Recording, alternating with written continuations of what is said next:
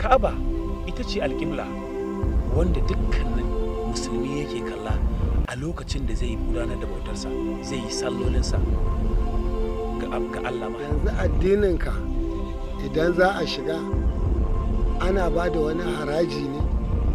Abin da kake tunani ba shi na aikata ba. Na roƙi babban sarki Allah wanda shi ke saukar da cuta ya saukar mata da magani. Na yi tawassali da daɗaɗɗen kalamai nashi, na roƙe shi da ya baka lafiya,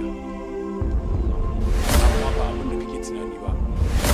Shi ne mai ɗora cuta, shi ne mai yayi ta ga wanda ya so, shi ne tawassali da kalamansa daɗaɗa da ya baka lafiya, kuma ya amince ya ga dama ya baka lafiya. Ba wani ne ko wata suka ɓata min rai ba. Akwai wata mata a shekarun baya wadda muka haɗu da ita. Matar tana da muhimmanci a wajena, gashi kuma ban san inda zan same ta ba. Sanin kanku ne a ƙa'idata idan ina son abu idan ban same shi ba, hankalina baya taɓa kwanciya.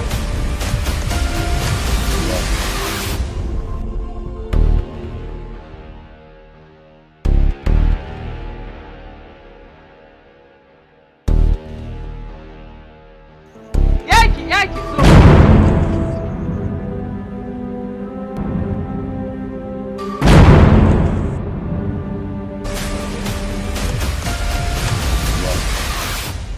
Baƙon harshe,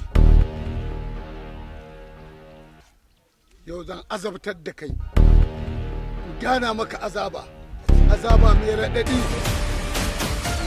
Saboda ciwon nasa kullum ƙara ta'azzara yake yi, kuma duk maganin kan da aka saba an gwada su amma da a banza. Kai ku zo nan.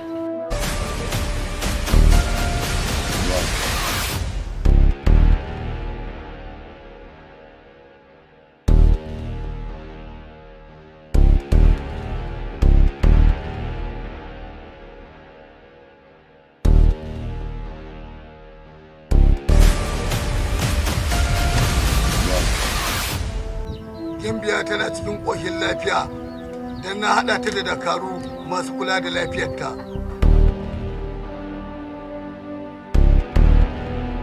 Gimbiya! Gimbiya! Baka kundu! Baka kundu ka taimake ni! Baka kundu! Waye kai? Kuma daga ina kake, ina zaka? Ni baƙo ne bawan Allah, kuma na taso ne daga garinmu zuwa garin da Allah mahalicci na mai kowa mai kuma wahdahu la sharika lahu ya kai ni inda Allah ya nufa zani.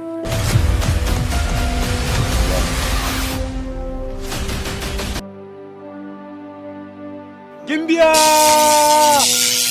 Gimbiya!